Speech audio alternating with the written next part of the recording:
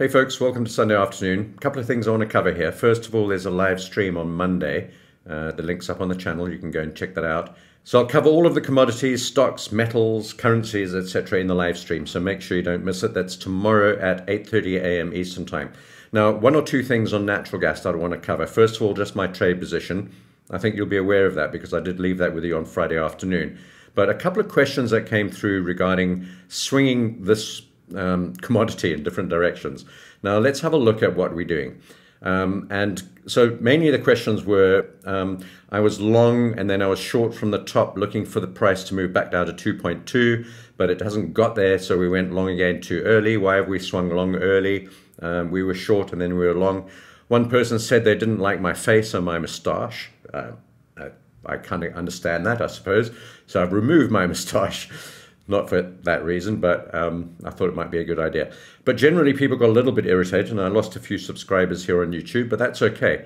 I'm not here to try and get it right all the time. And also, this market swings in different directions. Now, you can see that this last period, the last week or so, has been really choppy. We've had the rollover taking place during this period, lots of ups and downs. This is the Henry Hub price over at my broker, and you can see it on the Henry Hub NYMEX price as well. Those are the last 2 weeks. Let's just quickly zoom in there. And you can see why, if you've been a little bit chopped up, you'll probably be not surprised to see that the market has been very choppy.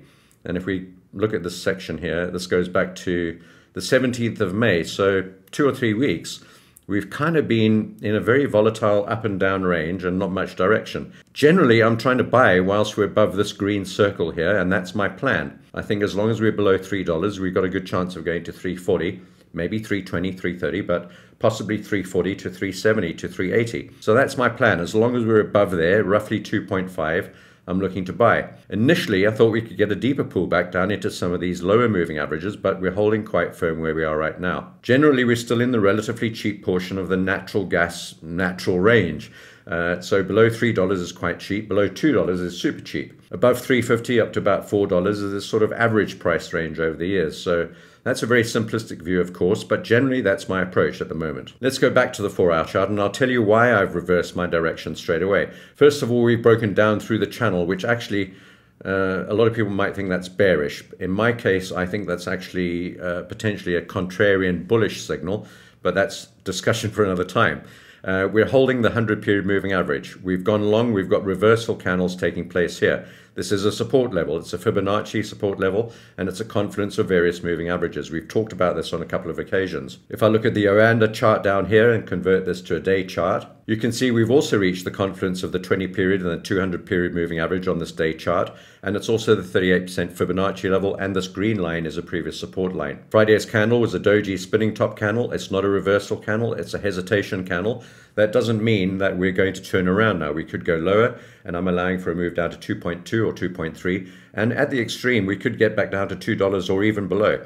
I think that's an unlikely scenario, and I think we'll hold above 2.5. Just to go back to this 4-hour chart, you can see that we're forming these reversal candles, 2 full stop candles, a bullish engulfing, a hanging man candle, and this sort of spike high, creating a one up, one down after this bullish engulfing candle. Whether this is going to hold or not, I don't know. We've got the weekend gap potential coming up right now, Sunday night in a few hours time, so we'll see how that goes. But generally, I'm pretty happy with this as long as we're above 2.5 initially, and then 2.2 and 2.3, I think we'll be okay for the long side. So a lot of people have been asking why I've been swinging long and then swinging short and now swinging long again. Sometimes it seems that it's premature. All I can say is that's the way the market's been moving. Look at these last few days on the daily chart.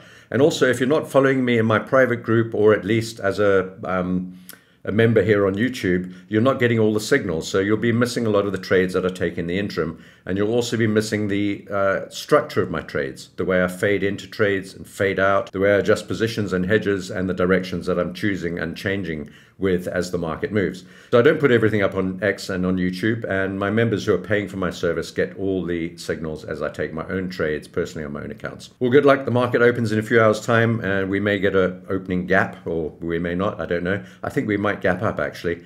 So if you haven't subscribed to this channel here on YouTube, you can do so now. It's a good idea because it's free, and you could also consider joining my private group. The links are below, and you can also join this YouTube channel. I'll see you in the live stream tomorrow, giving away another 10 free memberships, so don't miss it. See you soon.